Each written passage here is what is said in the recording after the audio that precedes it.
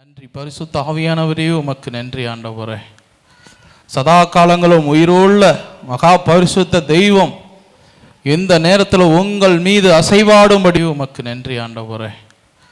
சதா காலங்களும் உயிரோள்ள மகா பரிசுத்த தெய்வம் எந்த நேரத்தில் உங்கள் மீது அசைவாடும்படியாக, உங்களுக்குள்ள அசைவாடும்படியாக, உன் குடும்பத்துக்குள்ளாக அசைவாடும்படியாக, உன்னுடைய நினைவுக்குள்ளாக அசைவாடும்படியாக, உன்னுடைய இருதயத்தில் அசைவாடும்படியாக என் ஆண்டவர் ஒரு பெரிதான காரியத்தை உனக்குள்ள செய்திட இந்த நேரத்தில் உன்னுடைய ஆழமான சிந்தனையையும் இருதயத்தையும் என் ஆண்டவர் நோக்கி பார்ப்பாயா?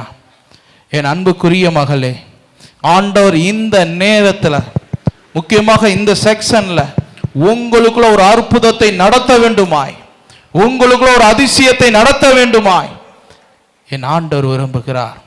அதற்கு நீங்க செய்ய வேண்டியதெல்லாம் என்ன தெரியுமா? உங்களுடைய உள்ளான இருதயத்திலிருந்து என் ஆண்டவரை நோக்கி பார்க்கணும். உங்களுடைய உள்ளான உணர்வு ரீதியாக தேவனை நோக்கி கூப்பிடணும். என் ஆண்டவர் எதற்காக உங்களை இந்த இடத்திற்கு அழைத்து வந்திருக்கிறாரோ, என்ன நோக்கங்களுக்காக இன்று நீங்கள் இந்த இடத்திற்கு வந்திருக்கிறீர்களோ, அதை என் ஆண்டவருக்கு உங்களுக்கு கொடுக்க மட்டும், பெற்றுக்கொள்ளும் மட்டும் உங்களுடைய விசுவாசத்தை விடாது பிடித்து கொள்ளுங்கள். என் ஆத்துமாவே, என் முழு உள்ளமே, என் ஆத்துமாவே,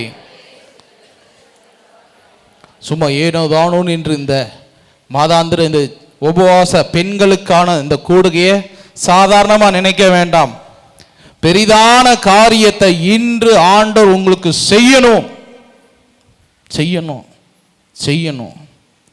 என் அன்புக்குரியவர்களே, தாயின் மார்பகங்களை உடையவர் நம் ஆண்டவர். உங்களை தேற்றுகிறவர், உங்களை அணைக்கின்றவர். நீங்கள் கூப்பிட்டால் கண்டிப்பாக இறங்கி வருவார். நிச்சயம் உன்னுடைய வார்த்தைக்கு பதில் கொடுப்பார். உண்மை உணர்வு உள்ளவர்களாக வெளியில் இருக்கிற காரியங்கள் எல்லாம் வெளியே வச்சுட்டு இப்போ கடவுளோடு ஒரு ஐக்கியப்பட்ட, கடவுளோடு ஒரு இணைக்கப்படுகிற ஒரு நேரத்தை நீங்கள் பயன்படுத்தணும். அதை நான் விரும்புகின்றேன். எத்தனையோ ப்ரேயர் மீட்டிங்க்கு இன்றைக்கி போயிருக்கலாம், எவ்வளோ ப்ரேயரில் நீ அட்டன் பண்ணியிருக்கலாம். இன்று இந்த குளோரியா மினிஸ்ட்ரியில் ப்ரேயர் டவரில் உங்களோடு என் ஆண்டவர் இடைப்படணும், உங்களோடு என் ஆண்டவர் பேசணும், உங்களுடைய பிரச்சனைகளை தீர்க்கணும், உங்களுக்கு ஒரு சமாதானத்தை கொடுக்கணும், ஒரு சந்தோஷத்தை கொடுக்கணும். அது இன்றைய நாளில் உனக்கு நடப்பதாக. என் அன்புக்குரியவர்களே, மனிதன் எதற்காக இந்த உலகத்தில் படைக்கப்பட்டான்? மனுஷி எதற்காக இந்த உலகத்தில் படைக்கப்பட்டார்கள் என்பதை முதல்ல நீங்கள் எல்லாரும் புரிந்து கொள்ளணும். கடவுள் ஒரு நோக்கத்திற்காக உருவாக்கி நம்ம ஒரு நோக்கத்திற்காக ஓடிக்கொண்டிருப்போம் என்றால் நிச்சயம் அதில் ஒரு சமாதானம் இருக்காது, அதில் ஒரு சந்தோஷம் இருக்காது. என் ஆண்டவர் நான் ஜெபித்து கொண்டிருக்க போது எனக்கு உணர்த்தின காரியம் என்ன தெரியுமா? என் பிள்ளைகள் கவலையோடு வந்திருக்கிறார்கள், என் பிள்ளைகள் கவலையோடு இருக்கிறார்கள். அவர்கள் புலம்பல்கள் என் செவியிலே கேட்கிறேன். இதோ அவர்கள் கண்ணீரை நான் பார்க்கிறேன். இவர்களுக்கு நான் விடுதலை கொடுக்க விரும்புகிறேன். ஆனால் அந்த விடுதலை அவர்கள் பெற்றுக்கொள்ள தயாராக இல்லை. அதற்கு ஏற்ற பலன் அவர்களிடத்தில் இல்லை. ஒரு விஷயத்தை நீங்கள் புரிந்து கொள்ளணும். என் ஆண்டவர் நீதியின் அரசராக இருக்கிறார். அவர் நீதியின் படிதான் உங்களுக்கு எதுவாக என்றாலும் செய்ய முடியும். அவர் இல்லைனா அநீதியின் தேவனாய் மாறி போவார். அதனால் என் அன்புக்குரியவர்களே, வேதம் சொல்லுகிறது, கவலைப்படுவதினால் எவன் தன் வளத்திலே ஒரு முழம் கூட்டவோ குறைக்கவோ முடியும். நம்ம கவலைப்படுறதுனால என்ன செய்ய முடியும்? கொஞ்சம் நினைச்சு பாருங்க. எவனுடைய வளத்தில ஒரு முழத்தை கூட்ட முடியுமா? குறைக்க முடியுமா? இல்லை உன் முடியை வெள்ளையாகவோ கருப்பாக்கவோ உன்னால் முடியுமா? முடியாது அல்லவா? அதனால் நம்ம எதுக்கு கவலைப்படணும்? நம்ம எதற்காக கவலைப்படணும்? நம்ம எதற்காக கண்ணீர் வடிக்கணும்? என் அன்புக்குரியவர்களே, ஒரு விஷயத்தை நீங்கள் ஆழமாக புரிஞ்சுக்கணும். நம்மனால முடியாது. சோர்ந்து போயிட்டோம், சோர்வாயிடுச்சு, நம்மளுடைய இருதயம் சோர்வாயிடுச்சு, உடல் பலவீனமாயிடுச்சு, வயதாகி கொண்டு இருக்கிறது. நாளைக்கு இன்னும் என்ன நடக்க போகுது என்பது தெரியவில்லை. ஒரு பயம், ஒரு கவலை, ஒரு கலக்கம். என்ன நடந்து கொண்டு இருக்கிறது உன்னுடைய வாழ்க்கையில்? என்ன நடந்து கொண்டிருக்கிறது? ஆண்டவர் சொல்லுகிறார், முதல்ல எதை பற்றி நீ கவலைப்படாதீர்கள். கவலை ஒரு மனிதனுடைய எலும்பை என்ன செய்யுமா பார்த்துக்குங்க. எலும்பவே இழைக்க பண்ணுமா. கவலைப்படுறதுனால தான் உனக்கு நோயே வருது. அதை புரிஞ்சுக்க. Price the Lord. கவலைப்படுறதுனால தான் நோயே வருது. உனக்கு சுகர் வருதா, பிரஷர் வருதா, உன்னுடைய உடலுக்குள்ள இருக்கிற சில மாற்றங்கள் ஏன் வருகிறது என்றால், உன்னுடைய உடம்பிலே தேவையில்லாத ஹார்மோன் சில விதமான சுரப்பிகள் சுரப்பதனால், தன்னுடைய எண்ணங்களுக்கு ஆப்போசிட்டா சில விஷயங்கள் நடப்பதனால உன்னுடைய உடல் பலவீனம் அடைகிறது. அந்த பலவீனம் அடைகிறது நிமித்தமாக உன்னுடைய செல்கள் சோர்வடைகின்றன. அதன் மூலமாக உனக்கு நோய்களை தாக்குகின்றன. நோய்கள் உனக்குள் வருகிறது. அதான் ஆண்டவர் சொல்ற, என் நிலையில என்ன செய்யுங்க, மகிழ்ச்சியா, என் நிலையிலும் மகிழ்ச்சியா இருங்க. சொல்லுங்க, என் நிலையிலும் மகிழ்ச்சியா இருங்க. Praise the lord. ஹல்லேலூயா. இங்க பாருங்க, இந்த கவலையை குறித்து தான் இன்னைக்கு பேச போறேன். இந்த கவலை என்பது உங்களை உடம்பை மட்டுமல்ல, உங்களுடைய எலும்பை உருக்கக்கூடியதாக இருக்கிறது. எதற்காக நம்ம கவலைப்படணும்? நீங்கள் உங்களுடைய சிந்தையின் பொருட்டு, உங்களுடைய வாழ்க்கையினுடைய வாழ்வாதாரத்தின் பொருட்டோ இல்லை எந்த காரியங்களாக இருந்தாலும் சரி, எதையுமே நம்மளால் மாற்றி அமைக்க முடியாது. கடவுள் என்ன நினைத்திருக்கிறாரோ அதுதான் உன்னுடைய வாழ்க்கையில் நடக்கும். Praise the lord. ஹல்லேலூயா. நான் சொல்ல வர்றது புரியுதா? கடவுள் நினைத்தது மட்டும்தான் உன்னுடைய வாழ்க்கையில் நடக்கும். கடவுள் நினைத்தது மட்டும்தான் உன் வாழ்க்கையில் நடக்கணும். Praise the lord. ஹல்லேலூயா. புரியுதா நான் சொல்றது? கடவுள் நினைச்சது மட்டும்தான் நடக்கும். கடவுள் நினைச்சது மட்டும்தான் நடக்கணும்.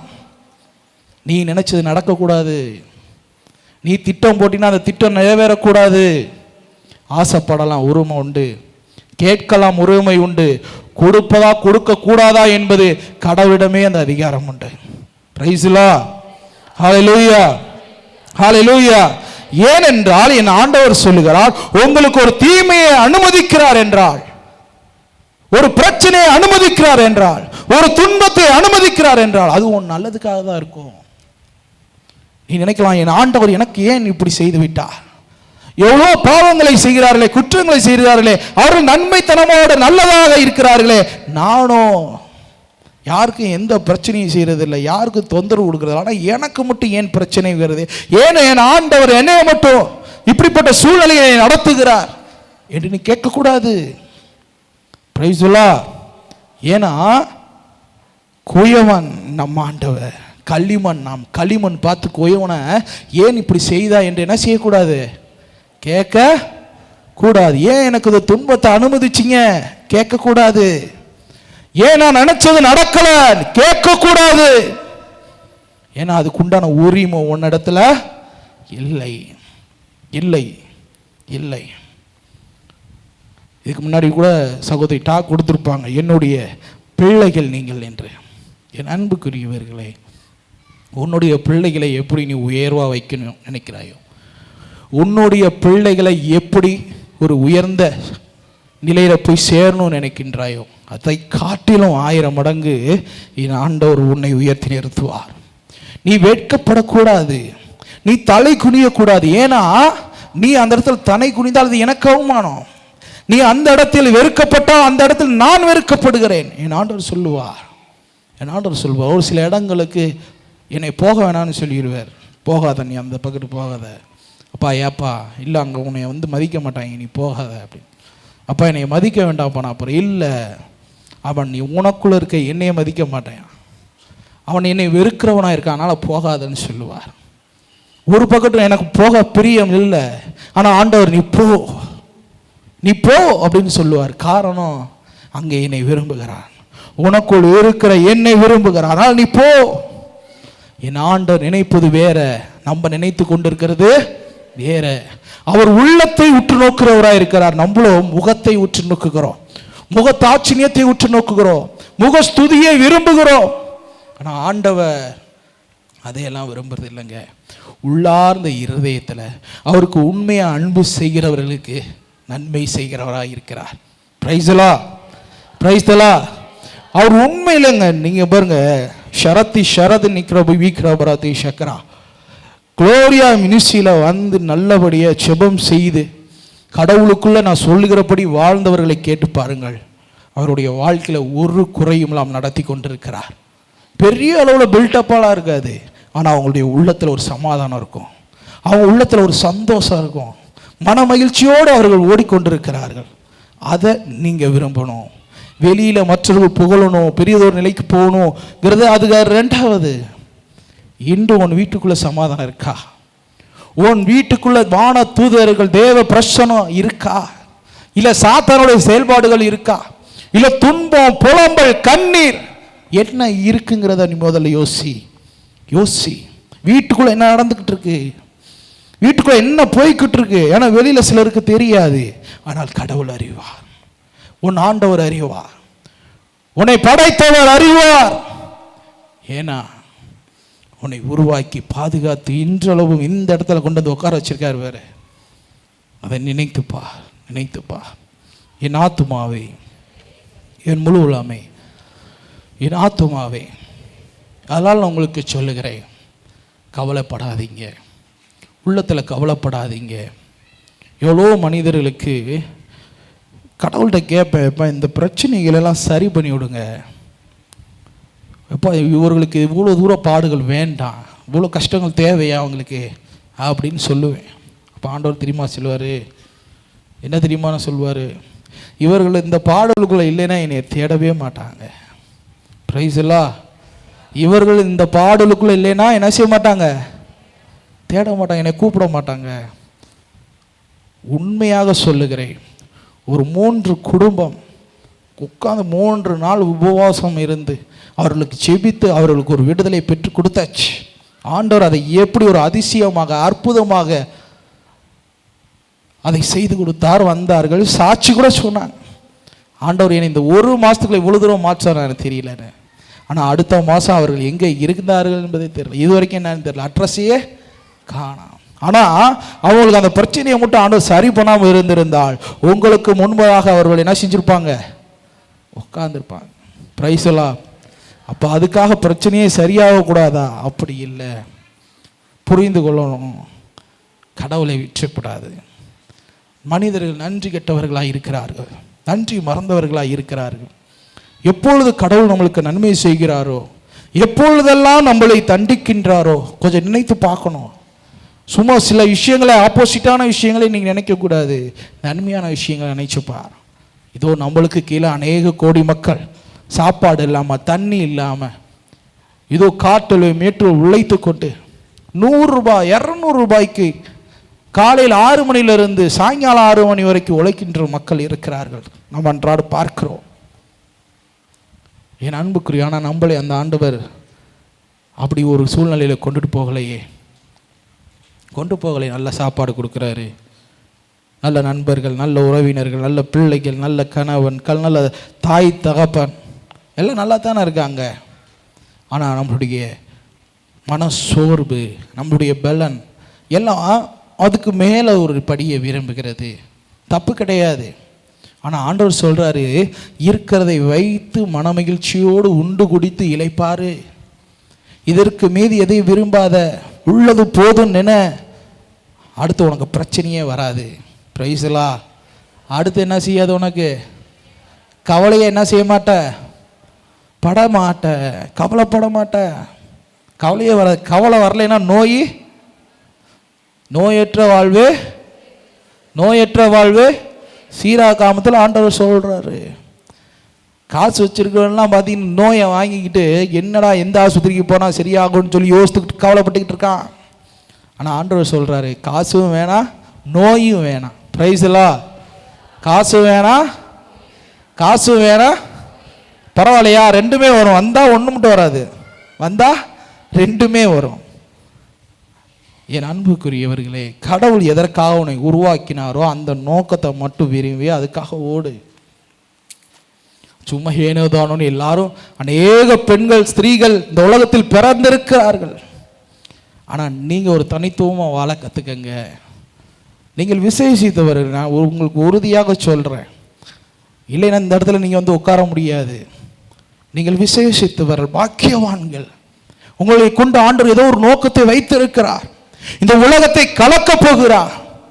நீங்கள் என்னடா சின்ன சின்ன விஷயங்களுக்கு கவலைப்படுகிறவர்களாக, வேதனைப்படுகிறவர்களாக, சோர்வுடைகிறவர்களாக இருக்கிறீர்கள். இல்லை, இங்கே பாருங்க, இது ஒரு இலக்கு, இது ஒரு ஓட்டப்பந்தயம். பரம பந்தயத்தில் ஓடணும், பரலோகத்தை ஓடணும், பிடிக்கிற வரைக்கும் ஓடணும்.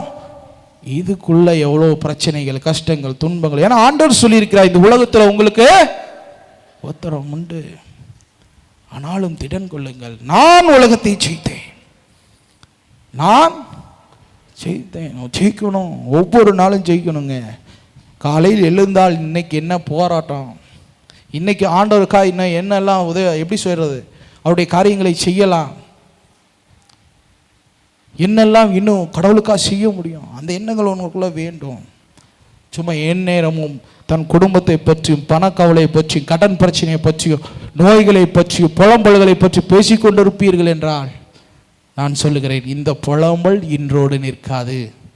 இது தொடர்ந்து கொண்டே இருக்கும், தொடர்ந்து கொண்டே இருக்கும், தொடர்ந்து கொண்டே இருக்கும், தொடர்ந்து கொண்டே இருக்கும்.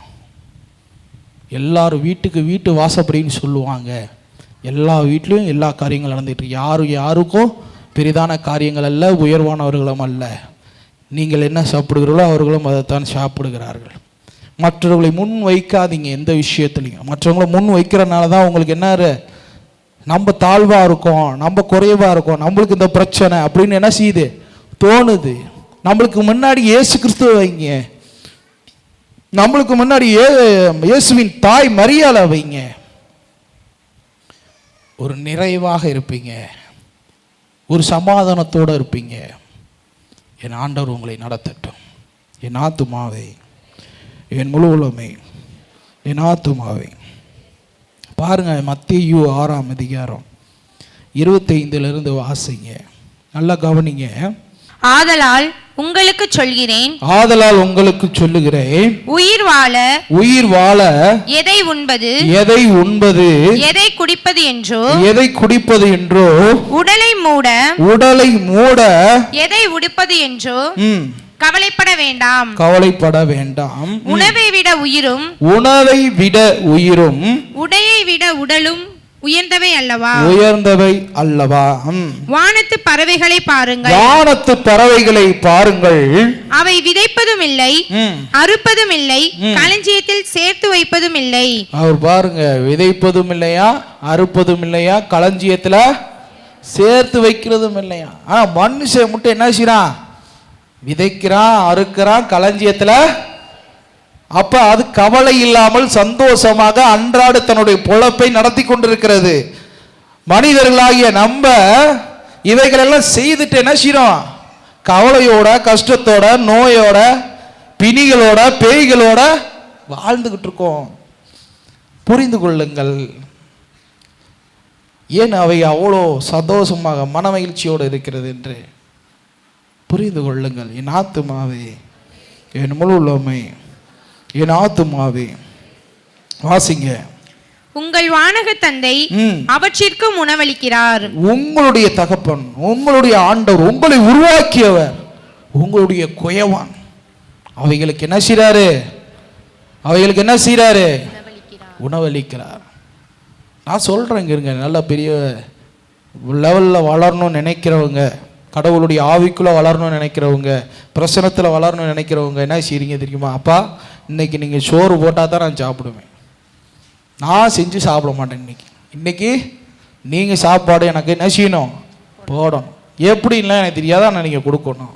கேளுங்களே, கடவுளை அற்புதமாக கொண்டு வந்து கொடுப்பார். பிரைஸ்லா, ஹல்லேலூயா. ஒரு விஷயத்தை நீங்கள் எப்போ அடைய முடியும், ட்ரை பண்ணால் தானே அடைய முடியும், முயற்சி செஞ்சால் தானே கிடைக்கும். ஏன் ஒரு சில பேர் எனக்கு ஆண்டவர் ஒன்றுமே செய்ய மாட்டேங்கிறான்னு நினைக்கிறீங்க? ட்ரை பண்ணுங்க, முயற்சி பண்ணுங்க. எலியாவுக்கு கொண்டு வந்து கொடுத்தீங்களே, எனக்கு கொடுங்கன்னு சொல்லுங்க. அந்த பாலை வனத்தில் தண்ணி ஆகாரம் கூட கிடையாது, அவ்வளோ வெறும் மணல் மேடு. அந்த பாலை வனத்தில் அவருக்கு அசைவ உணவை கொண்டு வந்து கொடுத்தீங்கல்ல, அந்த இஸ்ரேல் மக்களுக்கு மன்னாவை பொழிஞ்சு சாப்பாடு கொடுத்தீங்களே, எனக்கும் கொடுங்க, கொடுங்க. பிரைஸ்லா, ஹல்லேலூயா, ஹல்லேலூயா. ஒரு முறை என் தாயார் அப்படிதான் அரேஷங்க சூசைப்பர் கோயிலில் போய் ஜெபம் பண்ணிக்கிட்டு இருந்தேன். பண்ணி முடிச்சுட்டு ஒரே பசி, ஃபாஸ்டிங் போட்டிருந்தேன், பசி. இப்போ நேரம் எங்கள் அம்மாட்ட போனேன். எங்கள் அம்மா வந்து ஒரு தீர்க்கதரிசி மாதிரி. ஜெபம் பண்ணால் அவங்களுக்கு பிடிக்காது, ஆனால் ஜெபம் பண்ணால் கண்டுபிடிச்சிருவாங்க. நீ ஜெபம் பண்ணிட்டு தான் வந்திருக்க, அதனால் இன்றைக்கி உனக்கு என்ன இல்லை, சாப்பாடு இல்லை, ஏமா ஒரு 20 ரூபா கொடுமா பசிக்குதுன்னு. அப்புறம் தக்காளி சோறு ஏதாவது லெமன் சோறு வாங்கி சாப்பிடும். நீ இவ்வளோ நேரம் வணங்கி வந்தாயே உன் ஆண்டவர், அவர்கிட்ட போய் கேளு உனக்கு சோறு போடுறாரா இல்லையான்னு சொல்லி. கடவுளை ஒரு கெட்ட வார்த்தை, என்னையும் ஒரு கெட்ட வார்த்தை பேசி அனுப்பிச்சுட்டு. அப்போ நான் எங்கள் அம்மாட்ட சொல்லிட்டேன், ஆண்டவர் எனக்கு சோறு போடுவார் பாரு. நேராக தெரிஞ்சு என்ன செஞ்சேன், அரேஷன் சேப்பலுக்கு வரேன், சூசைப்பர் கோயிலுக்கு வரேன். வரும் பொழுது வந்து கொண்டு இருந்தேன், அப்படியே சோகமாக நடந்து வந்து கொண்டு இருந்தேன். அப்போ கோயிலுக்குள்ள நுழைந்த அரேஷன் சேப்பலுக்கு முன்னாடி ஒரு 3 சகோதரர்கள் என்னை பார்க்கிறார்கள். சைமன் பிரதர் உங்களே தான் தொலைவிக்கிட்டு இருக்கா, எங்கே போனீங்க, என்ன ஆச்சு, ஏன் தொலைவுறீங்க? இல்லை இன்னைக்கு எனக்கு ஆண் குழந்தை பிறந்திருக்கு, உங்களுக்கு ட்ரீட் வைக்கணும் அப்படின்னு சொன்னாங்க. சரிண்ணே போகலாம்,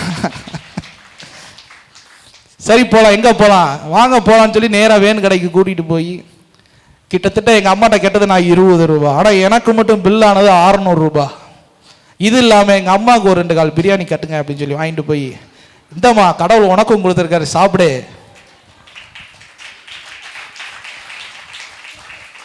எங்க அம்மா அன்று ஒரு சின்ன மாற்றம் உண்டானது. உண்மையாக என்னுடைய தாயாருடைய இருதயத்துல இவங்க கும்புறது உண்மையான கடவுள் தான்டா. அது வரைக்கும் எங்க அம்மா அவ்வளவு தூரம் வந்து ஒரு மிரட்சியனை பார்த்ததில்லை, பேரே பண்ண விடாது. ஆனால் அந்த நிகழ்வுக்கு அப்புறம் ஏன்னா சொல்லி அனுப்புனது, உனக்கு உன்னுடைய கலவுல நீ தும்பிட்டு வரையில அவர் அவர் உனக்கு சோறு போடுவார் அப்படின்னு. ஆனால் என் ஆண்டவர் என்னை திருப்தியாக சாப்பிட விட்டு உங்கள் அம்மாவுக்கு கொண்டு போய் குர்ஆன் சொல்லி கொடுக்க வச்சாரு பாருங்க, அவர் தான் என் ஆண்டவர். ஒருவேளை அன்று என் அம்மா அந்த காரியத்தை செய்யவில்லை என்றால், சொல்லாமல் இருந்திருந்தால் இந்த அற்புதம் எனக்கு என்ன செஞ்சிருக்காது, நடந்திருக்காரு. பாருங்க சாட்சியாக சொல்றேன் பாருங்க, எத்தனையோ வருஷத்துக்கு முன்னாடி நடந்த விஷயம் இன்று உங்களுக்கு முன்பதாக சாட்சியாக நிற்கிறேன். ஆண்டவர் உங்களே அவ்வாறு நிறுத்துவார், உங்களே அவ்வாறு நிறுத்துவார். இப்போ நான் பார்த்தீங்களே அதெல்லாம் சாதாரண. ஒரு உளுந்த வடை சாப்பிடணும்னு நினைச்சேனாலும் யாராவது வாங்கிட்டு வந்து எனக்கு கொடுப்பாங்க. காப்பி எந்த கடையில் குடிக்கணும்னு நினைக்கிறேனோ அங்கேருந்து வாங்கிட்டு வந்துட்டு இருப்பாங்க. பிரதர் காப்பி வாங்கிட்டு வந்துட்டு இருக்கேன், நீங்கள் எங்கேயும் குடிச்சிடாதீங்க. வீட்டுக்குள்ளே தான் இருப்போம், வெளியெல்லாம் போக மாட்டேன். பிரதர் சாப்பாடு வந்துக்கிட்டு இருக்கு, உள்ள என்ன நினைக்கிறோமோ அத்தனையும் ஆண்டவர் கொடுத்துக்கிட்டே இருப்பார். நான் யார்ட்டையும் சொல்ல மாட்டேன். கேட்டு பாருங்க, என் வீட்டில் கூட அதிக நேரம் நான் சாப்பிட்றதே இல்லை. நல்லா ப்ரேயர் பண்ணிட்டு வருவோம், உட்காந்துருப்பேன், தூங்கி இருப்பேன், ஏதாவது சாப்பிடணும்னு தோணும். அந்த செகண்ட் என் ஆண்டவர் அவைகளை யார் மூலமாவது ஏற்படுத்தி கொடுக்கின்றார். அப்படிப்பட்ட தெய்வங்க நம் ஆண்டவர், அப்படிப்பட்ட தெய்வம். அவ்வளோ தூரம் செய்கிறாரு, ஏன் உங்களுக்கு செய்ய மாட்டாரா சொல்லுங்க பார்க்கலாம், ஏன் செய்ய மாட்டார்? ஒரு கடவுளுக்கு உங்களுக்கு ஒரு இணைப்பை உருவாக்கிக்கங்க. ஒரு இணைப்பு இல்லாமல் நீங்கள் கடவுளிடத்தில் எதையும் பெற்றுக்கொள்ள முடியாது. உங்களுக்கும் கடவுளுக்கும் நிறைய எப்படி சொல்றது, ரொம்ப லாங் தூரமாக இருக்கு. பக்கத்தில் வாங்க, இயேசுக்கு பக்கத்தில் வாங்க.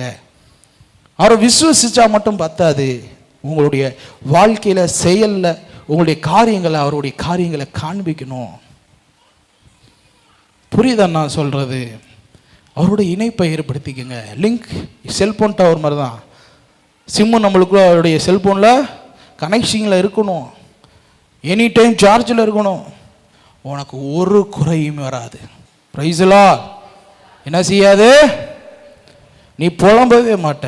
உன்னுடைய வாயிலிருந்து வரது பூரா என்ன தெரியுமா வரும், என் ஆண்டவர் என்னை நடத்தினார், என் ஆண்டவர் எனக்கு கொடுத்தார், என் ஆண்டவர் நிறைவாக்கினார், எனக்கு இன்றளவு நடத்தி கொண்டு இருக்கிறார். அப்படித்தான் அவருடைய வாழ்க்கையில் அது மாதிரி தான் நடக்கும். Praise the lord, praise the lord, praise the Lord. யார் அதிகமாக மனக்கவலைக்குள்ளாகுகிறார்கள் என்றால், தேவைகளை அதிகமாக விரும்புகிறவர்கள், தன்னுடைய தகுதிக்கு மேலாக கற்பனைகளை வளர்த்துக் கொள்ளுகிறவர்கள், தன்னுடைய இருக்கிற நிலையை அறியாமல் பேராசை கொள்ளுகிறவர்கள், இவர்கள் தான் பெரும் எப்படி சொல்லி கவலையின் சுமைக்குள்ளாக அமிழ்த்தப்படுகிறதை நான் பார்க்கிறேன். நான் சொல்லுகிறேன், இன்றையிலிருந்து ஒரு ட்ரிக்கை ஃபாலோ பண்ணுங்க. நான் ஆரம்பத்தில் உங்களுக்கு சொல்லிட்டேன், நீங்கள் கவலைப்படுறதுனால ஒன்றும் ஆக போகிறதே கிடையாது. என்ன ட்ரிக்கு அப்படின்னு சொன்னால், கவலைப்படுறதை நிறுத்துங்க. கடவுளை புகழ்ச்சி நன்றி செலுத்த எந்நேரம் துதிச்சு கொண்டே இருக்க மறவாதிருங்க. உங்களுடைய வாழ்க்கையில எல்லாமே வெற்றி அடையும். உங்க வாழ்க்கையில எல்லாமே சமாதானமாய் முடியும். உங்க வாழ்க்கையில எல்லாமே ஒரு அமைதியின் சூழ்நிலை உருவாகும். இன்னும் சில பேர் என்ன நினைக்கிறாங்கன்னா, இப்போ ஆண்டர்கிட்ட ரெக்வஸ்ட் பண்ணால் சாயந்தரம் வீட்டுக்கு போகிறதுக்குள்ளே என்ன செய்யணும், நடந்துடணும்னு நினைக்கிறீங்க. அப்படிலாம் நடக்காதுங்க. அப்படியெல்லாம் நடக்க. அதுக்கு ஒரு உதாரணம் என்னென்னா, உங்கள் பக்கத்து வீட்டுக்காரங்க பல நாள் உங்களுக்கு தெரியும், பல நாள் உங்களை அவங்களுக்கு தெரியும், அவங்கள உங்களுக்கு தெரியும். அவங்களுடைய கெப்பாசிட்டி ஒரு 100-200னா உடனே தூக்கி கொடுத்துருவீங்க. அம்மா ஒரு 1 லட்சம் கொடுங்க அப்படின்னு சொன்னால் என்ன செய்வீங்க? தூக்கி உடனே எந்தப்பா அப்படின்னு கொடுத்து விட்டுருவீங்களா? கொடுக்க மாட்டீங்க. அதே மாதிரி தான். ஏன்னா அவங்கள பற்றி தெரியும், எல்லாமே தெரியும், நம்பிக்கை இருக்குது, எல்லாமே இருக்குது. ஆனால் கொடுக்க என்ன செய்யாது, மனசு வராது. ஏன் வராது?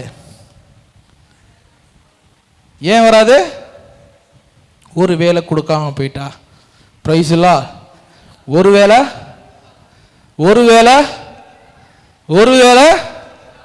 அதைத்தான் ஆண்டவர் சொல்றாரு. உங்களுக்கு வீட்டுக்கு போராட்டையும் கொடுத்துட்டாருன்னு ஒரு வேளை பிரேயருக்கு வராமல் போயிட்டா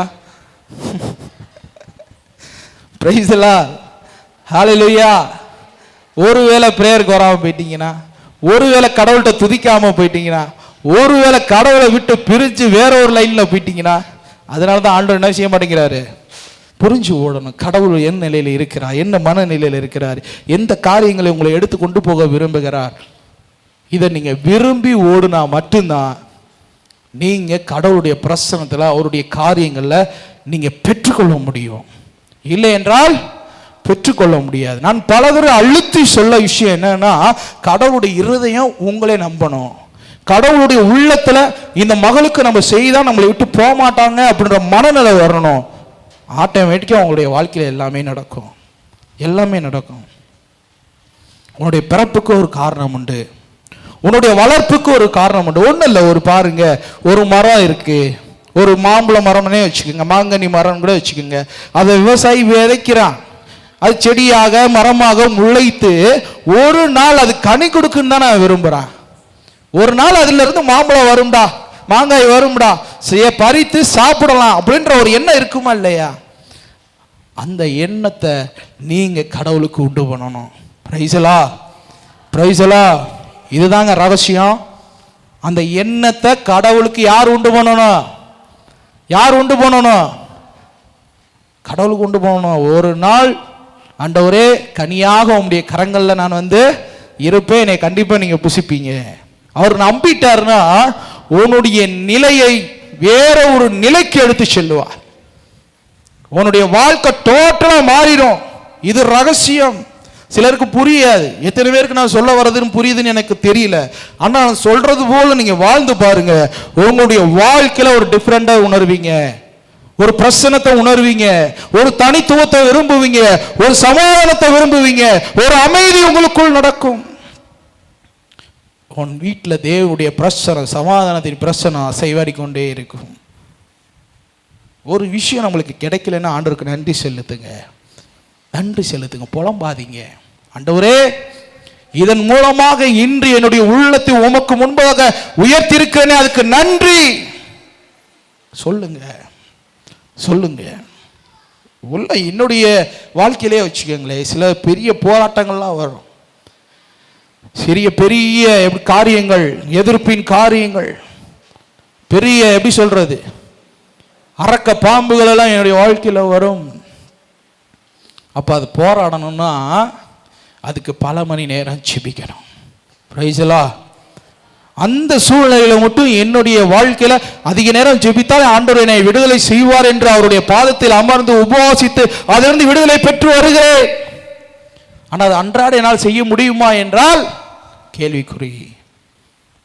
அப்ப நம்மளுடைய பிரச்சனையின் மத்தியில தான் கடவுளை தேடுறோம், நம்மளுடைய குறைகள் மத்தியில தான் கடவுளை தேடுகிறோம்.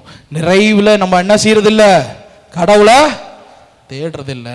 இன்னொரு விஷயம், நம்மளுடைய விசுவாசம் எப்படிப்பட்டதா இருக்கு அப்படின்னு சொன்னா, புகையை போல. நம்மளுடைய விசுவாசம் எப்படி இருக்கு? புகையை போல, காற்றை போல. அப்படி விசுவாசம் உருவாகுது, அது காணாம போயிருது. இப்போ நானே உங்களுக்கு ஒரு டார்கெட் கொடுக்குறேன், நீங்கள் என்ன செய்யணும், ஒரு மாதம் தொடர்ந்து செபிக்கணும். நான் சொல்கிறேன், அத்தனை பேரும் முடிவெடுப்பீங்க. இந்த இடத்துல அத்தனை பேரும் பிரதர் சொல்லிட்டாங்க, நம்ம 30 நாளைக்கு என்ன செய்யறோம், ப்ரேயர் பண்ணுறோம், உபவாசம் இருக்கிறோம்னு முடிவு எடுத்துருவீங்க. வீட்டுக்கு போவீங்க. வீட்டுக்கு போனோட்டையும் ஒரு மனநிலை வரும், இன்னைக்கு வேணாம், நாளைக்கு இருந்து பிரதர் சொன்ன மாதிரி 30 நாள் போட்டுடலாம். ஒரு சில பேர் பண்ணுவோன்னு வெறித்தனமாக என்ன செய்வாங்க, ஜெபம் பண்ணுவாங்க. ஒரு சில பேர் தன்னுடைய உடலில் சூழ்நிலையாக காலத்தின் கட்டாயத்தின் மூலமாக அடுத்த முறை பண்ணிக்கலான்னு அந்த ஒரு அலட்சிய போக்கில் இருந்தாங்க. அந்த 2 பேர் இருக்கிறாங்க, நாளைக்கு பண்ணிக்கலாம், வெறித்தனமாக பண்ணலாம் அப்படின்னு சொல்லி பண்ணுவார்கள். அவருடைய விசுவாசம் எப்படி தெரியுமா இருக்கும், அதிகபட்சம் 4 நாள். 4 நாளைக்கு அப்புறம் உடம்பு சோர்வாகும், ஏதாவது ஒரு பிரச்சனைகள் வரும், கையை முடக்கிறேன், காலை முடக்கிறேன், கொஞ்சம் முறங்குகிறேன் என்று சொல்லி ஜெப காரியங்களே இருக்காது. அடுத்த முறை வரும்பொழுது இது மாதிரி ஒரு கூட்டத்தில் என்ன ஜெபம் பண்ணீங்களா அப்படின்னு சொன்னால் முதல்ல கை துவக்கங்க, பிரதர் நான் பண்ணி முடிச்சிட்டேன், பிரைஸ்லா ஹல்லேலூயா. கூட்டு தனியாக கேட்டால் தான் தெரியும், பிரதர் ஒன்றும் உடம்பு சூழ்நிலை சரியில்லை, பிரதர் குடும்ப சூழ்நிலை சரியில்லை. பிரச்சனை சரியானுச்சா, எப்படி பிரதர் சரியாகும், நான் தான் பண்ணலையே, பிரைஸ்லா.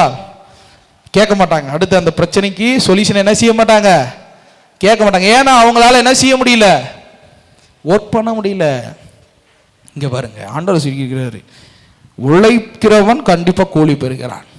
இப்போ நீ வீட்டில் ஒரு வீட்டு வேலையோ இல்லை ஏதாவது ஒரு வேலைக்கு நீ ஒரு ஆளை கூட்டிகிட்டு வந்துட்டு சும்மா வேலை வாங்கிட்டு அனுப்பிச்சி விட்டுருவியா, நீ கண்டிப்பாக அவங்களுக்கு தேவையான கூலிகளை கொடுப்பீர்களா இல்லையா? அதே மாதிரி தான் கடவுளிடத்தில் நீங்கள் செபிச்சிங்கன்னா, கடவுளுக்காக நீங்கள் உழைத்தீர்கள் என்றால் நிச்சயம் சொல்கிறேன், 100 இல்லை 1000 மடங்கு உங்களுக்கு கொடுப்பார். 1000 மடங்கு கூட்டி கொடுப்பார், கூட்டி கொடுப்பார், கூட்டி கொடுப்பார்.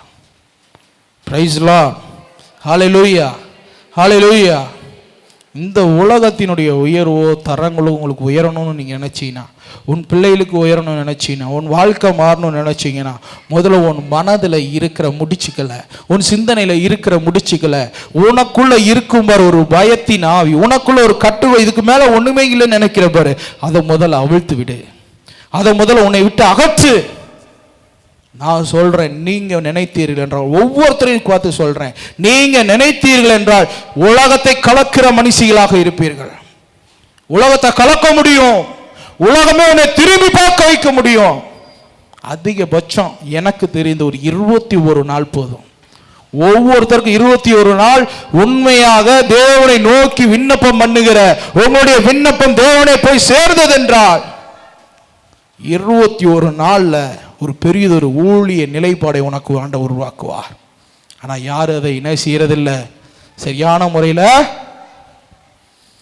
கடவுளை பேசலாங்க, கடவுளோட பேசலாம், பேசினா தான் அவர் கடவுள். பிரைஸ்லா, பேசினா தான், பேசலைன்னா அவர் கடவுள் இல்லை. உங்களோட பேசணும்.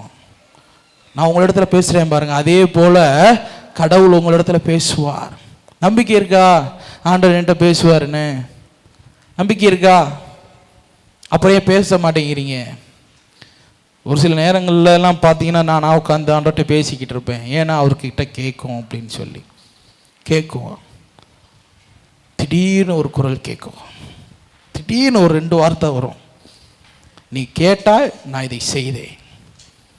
நம்ம நினைக்கலாம், ஐயோ நம்ம பேசிக்கிட்டே இருக்குமே ஒன்றும் பதிலே வரலையே. வரும், பொறுமையாக இருக்கணும்.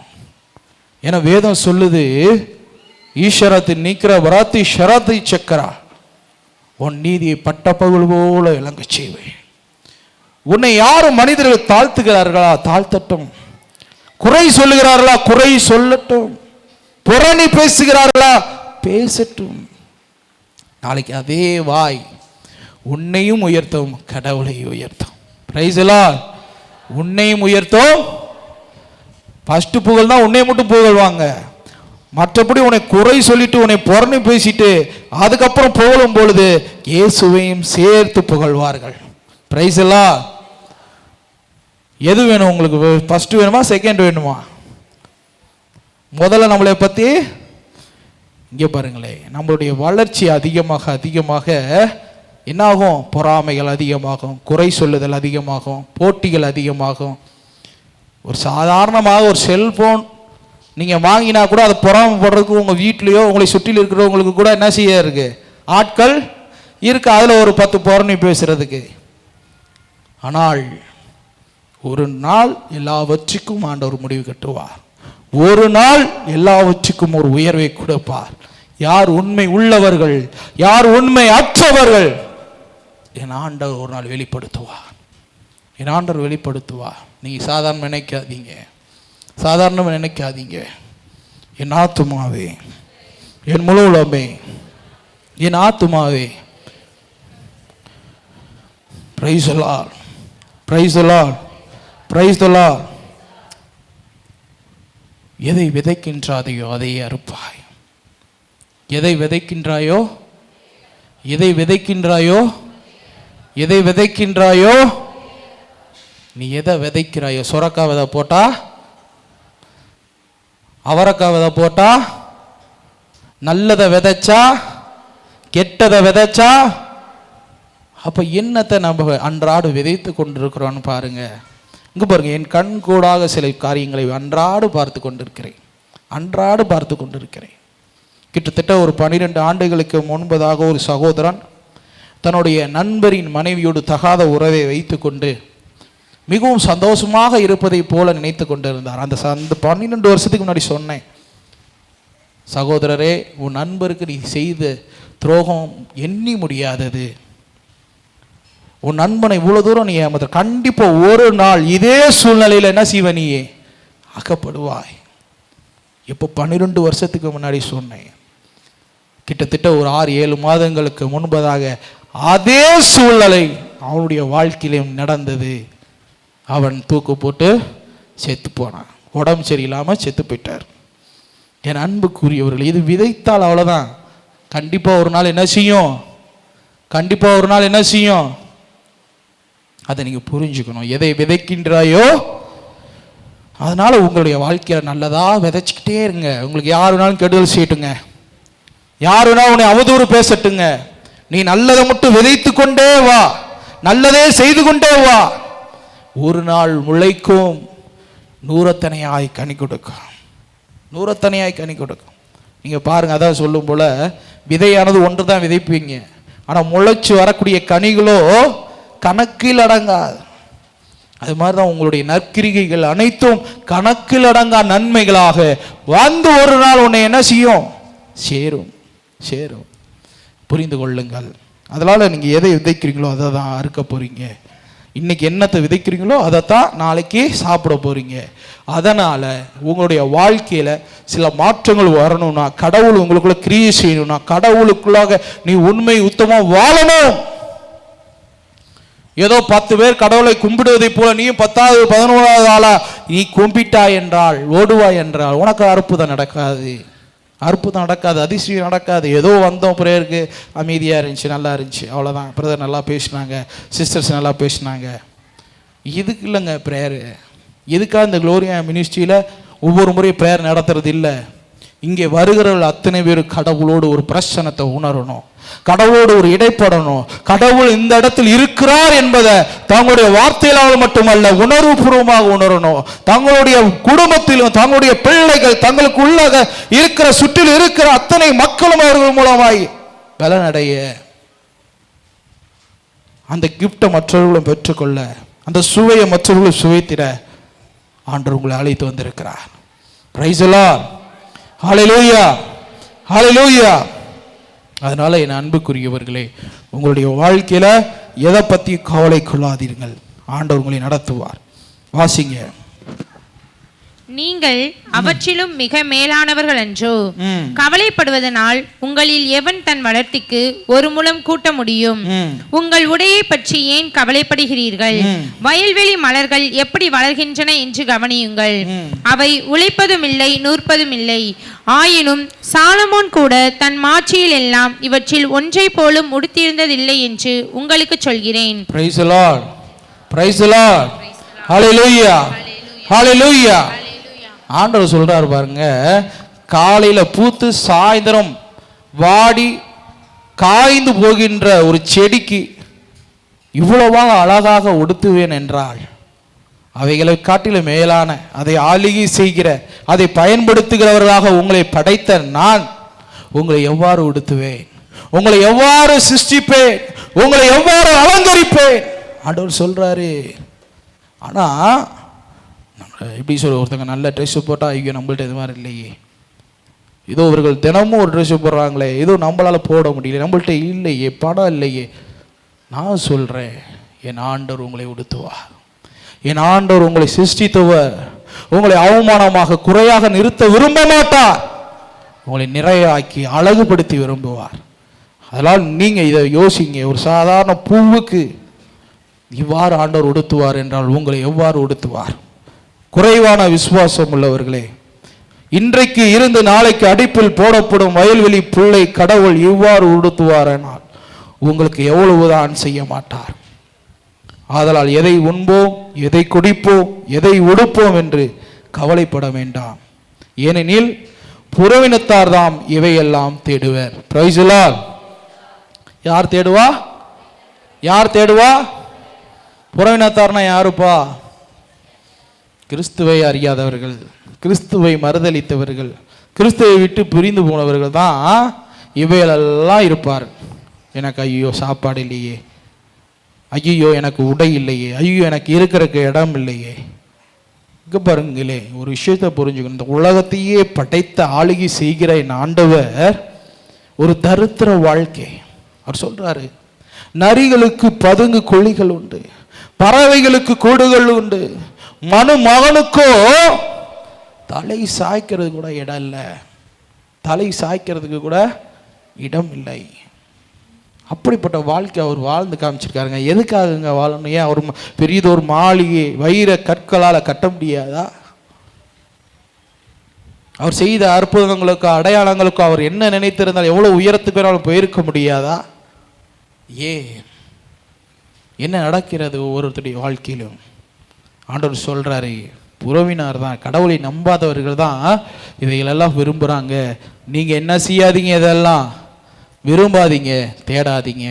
என் ஆத்துமாவே, என் முழு உலகமே, என் ஆத்துமாவே. வாசிங்கப்பா. உங்களுக்கு இவை அனைத்தும் தேவை என உங்கள் வானக தந்தைக்கு தெரியும்.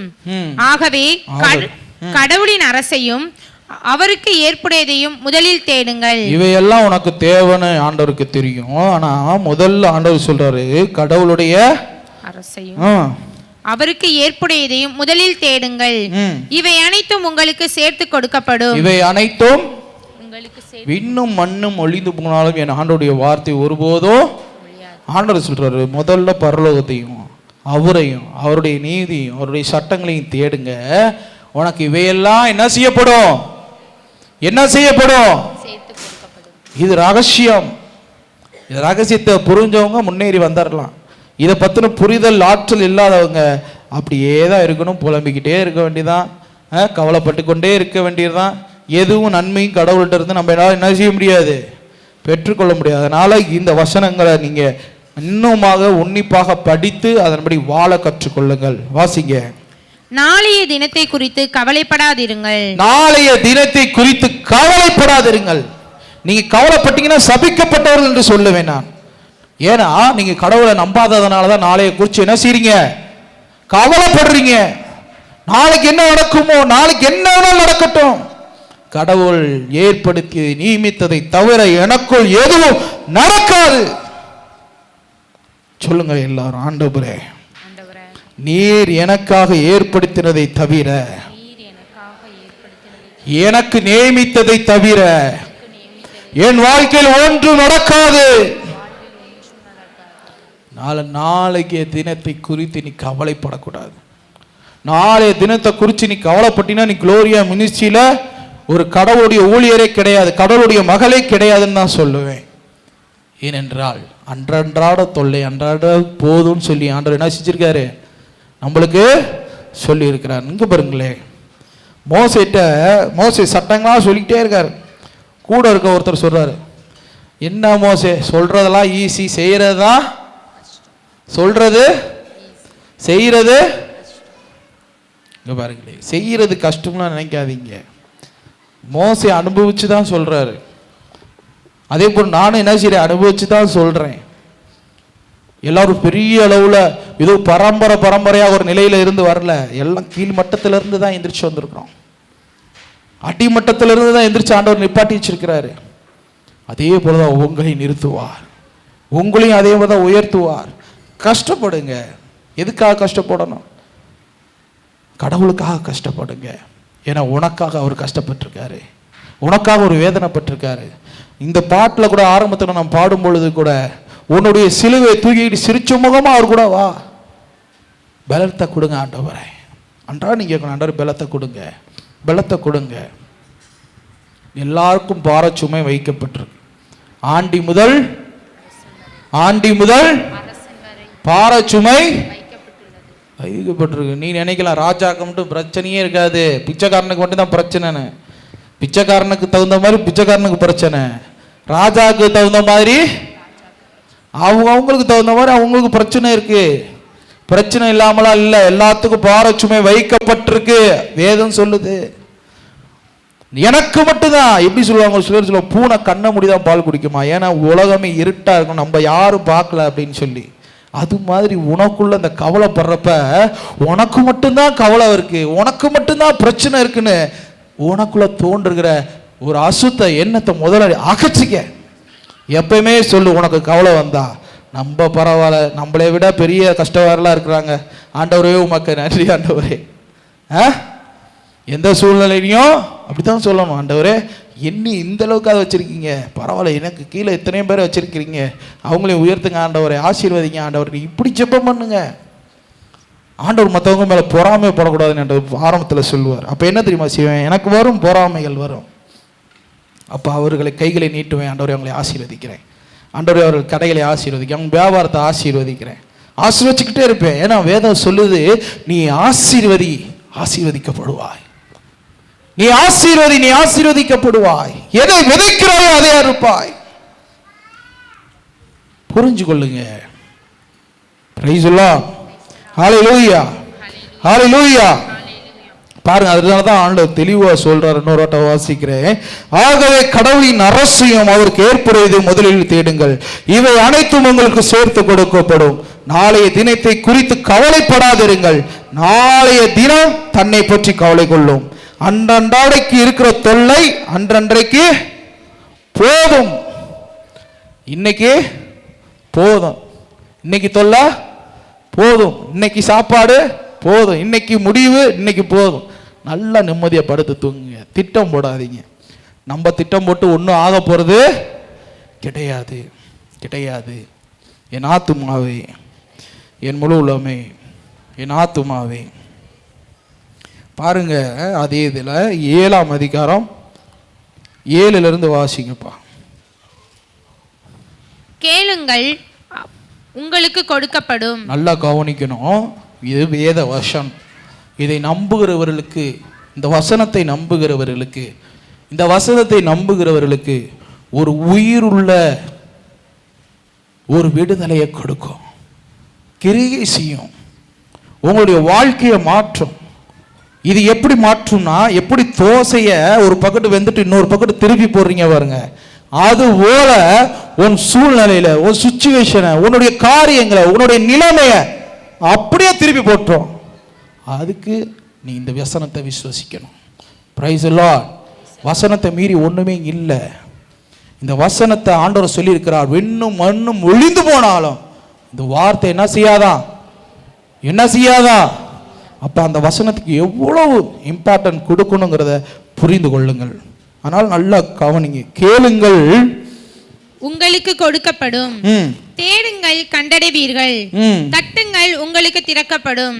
ஏனெனில் கேட்கிற எவனும் பெறுகிறான், தேடுகிறவன் கண்டடைகிறான், தட்டுகிறவனுக்கு திறக்கப்படும்.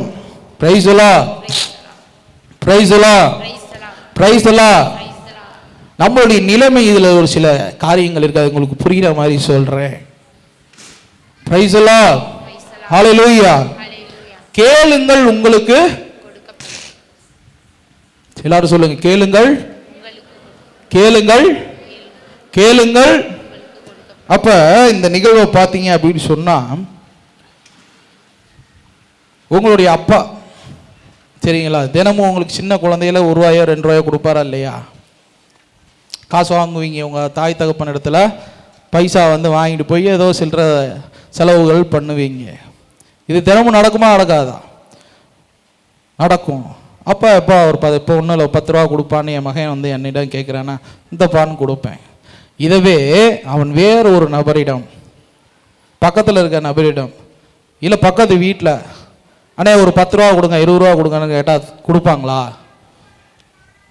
கொடுப்பாங்களா? ஏன் கொடுக்க மாட்டாங்க? ஏன் கொடுக்க மாட்டாங்க? அப்ப நீங்க கேட்கிற ஆளு தவறா இருக்கு. புரியுதா நான் சொல்றது? கேட்கின்ற ஆளு யார்கிட்ட கேட்கணுமோ அவங்கள்ட்ட கேட்டா தான் என்ன செய்யப்படும்? என்ன பண்றது? நானும் கேட்டுக்கிட்டே இருக்கேன், பல வருடங்களா ஜெபம் பண்ணிக்கிட்டு இருக்கேன். எங்க ஜெபம் பண்ணிக்கிட்டு இருக்க? என்ன ஜெபம் பண்ணிக்கிட்டு இருக்க? யார்கிட்ட கேட்டுக்கொண்டு இருக்கிறாய்? ஒரு சாவி தொலைந்து போயிடுச்சு.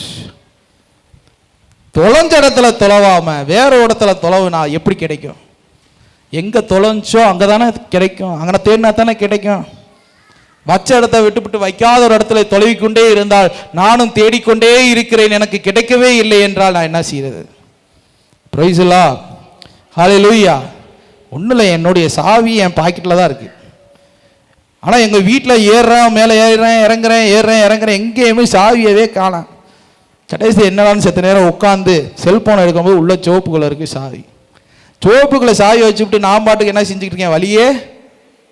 அது மாதிரி தான் இப்போ நம்ம என்ன செய்யறோம், நம்மளுடைய தேடல் எல்லாமே இங்கே இருக்கு, ஏசுநாட்ட இருக்கு. ஆனால் தேடுற இடம் என்ன செய்யல, சம்மந்தமில்லாத இடத்துல தேடுறீங்க. அதனால தான் ஒன்றும் நடக்க மாட்டேங்குது. Price the lord, hallelujah. புரியுதா? ஏன் நீங்க தேடுறதுனால ஒன்றும் கிடைக்க மாட்டேங்குது என்றால், நீ தேடுகிற இடம் தொலைத்த இடம் இல்லை, வேறொரு இடத்துல தேடிக்கிட்டு இருக்கீங்க. தொலைச்ச இடத்துல வந்து தேடுங்க, பொறுமைய நிதானமா உட்கார்ந்து தேடுங்க. கண்டிப்பாக நீங்க தேடுகிறது கிடைக்கும். தட்டுங்கள் திறக்கப்படும். Price the lord, praise the Lord. அதாவது பூட்டுன வீட்டுக்குள்ள போய் நீங்க தட்டிக்கிட்டே இருந்தீங்கன்னா என்ன செய்ய போறீங்க? வீட்டுக்குள்ள ஆள் இருந்தா தானே நீங்க தட்டினா கேட்பாங்க, திறப்பாங்க. வீட்டுக்குள்ள ஆளையில வெளியில பூட்டிட்டு இருக்கு, அந்த பூட்டை கூட பார்க்காம என்ன செய்யறீங்க? நீங்க திறங்க திறங்க திறங்கன்னு சொல்லி என்ன செஞ்சுக்கிட்டு இருக்கீங்க? அப்ப யாராவது திறப்பாங்களா? எனக்கு தெரியும், உங்களுக்கே தெரியும், யாரும் திறக்க மாட்டாங்க அப்படின்னு சொல்லி. வீட்டுக்குள்ள ஆள் இருக்கணும், வீடு உள்ளுக்கு ஆள் இருக்காங்கன்னு கன்ஃபார்ம் பண்ணணும். அதுக்கப்புறம் தான் என்ன செய்யணும்? தட்டணும், காலிங் பெல் அடிக்கணும். ஆள் என்னன்னு சொல்லி என்ன செய்வாங்க? கேட்பாங்க. இல்லைன்னா தட்டிக்கிட்டே இருக்க வேண்டியதான், பொழுது நிற்கும். இது மாதிரி தாங்க உங்களுடைய வாழ்க்கை இருக்கு. இதுக்கு மேலே எளிமையாக என்னால் சொல்ல முடியுமான்னு தெரியல. இதைத்தான் நீங்கள் தினந்தோறும் செய்றீங்க. கேட்குறீங்க, சரியான ஆள்கிட்ட கேட்கறது இல்லை. தேடுறீங்க, தொலைச்ச இடத்துல தேடுறது இல்லை. தட்டுறீங்க, பூட்டுன வீட்டை தட்டிக்கிட்டு இருக்கிறீங்க. இதனால் என் அன்புக்கு உங்கள் மனநிலையை, செயல்பாடுகளை எல்லாத்தையும் மாற்றி ஒரு புதியது ஒரு பிரச்சனத்துக்குள்ள, புதியது ஒரு காரியங்களுக்குள்ள வந்துருங்க. பெரிதான காரியத்தை ஆண்டவர் உங்களை கொண்டு செய்வார். பிரைஸ் தி லார்ட், ஹல்லேலூயா, ஹல்லேலூயா. வாசிங்க. தன் மகன் அப்பம் கேட்டால் ஒருவன் கல்லை கொடுப்பானா? தன் மகன் அப்பம் கேட்டால் கல்லை கொடுப்பானா? உங்களில் யாராவது அப்படி செய்வானா? உங்கள யாராவது நீங்க அப்படி செய்வீங்களா? அல்லது அவன் மீன் கேட்டால் பாம்பை கொடுப்பானா? ஆகவே தீயோராகிய நீங்கள் உங்கள் பிள்ளைகளுக்கு நற்கொடைகள் அளிக்க அறிவீர்களானால், வானகத்தில் உள்ள உங்கள் தந்தை தம்மிடம் கேட்பவர்களுக்கு எவ்வளவோ அதிகமாய் நன்மை செய்வார். பிரைஸ் தி லார்ட், ஹல்லேலூயா, ஹல்லேலூயா. அப்ப உங்களிடம் எதையாவது ஒன்று உங்கள் பிள்ளைகளோ உங்களுடைய சகோதரர்களோ கேட்டால் நன்மையான இவுகளை அவங்களுக்கு கொடுக்க நீ தயாராக இருக்கும் பட்சத்தில், என் ஆண்டவர் நீ கேட்டா ஒரு மனம் இறங்கி தரமாட்டாரா? அதனால் என் அன்புக்குரியவர்களே, கரெக்டான இடத்துல தட்டுங்க, கரெக்டான இடத்துல தொலைவுங்க, கரெக்டான இடத்துல கேளுங்க. கண்டிப்பாக ஆண்டவர் எல்லா குறைகளையும் நிறைவாக மாற்றுகிறவர். என் ஆண்டவர் குறைவே அற்றவர், குறையே கிடையாதவர், நிறைவானவர். நீங்கள் நிறைவானவர்களாய் மாறிக்கொள்ளுங்கள். Praise the lord, hallelujah, praise the Lord.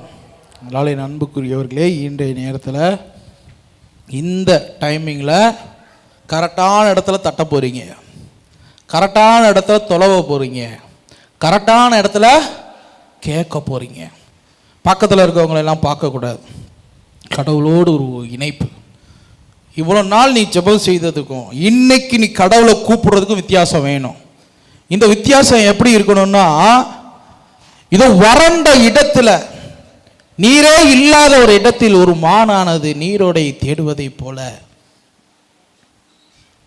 இதோ படுகுழியில் விழுந்த ஒருவன் தன்னை காப்பாற்றுங்கள் என்று கத்துவானே, யாராவது இருக்கிறீர்களா என்று கத்துவானே, அதே போல உனக்கு நன்மை செய்யும் மட்டும் என் ஆண்டவர் விடாப்பிடியாய் பிடித்து இன்று நன்மையை பெற்றுக்கொள்ளுங்கள். ஊழியர் கையிலெல்லாம் ஒன்றும் இல்லைங்க.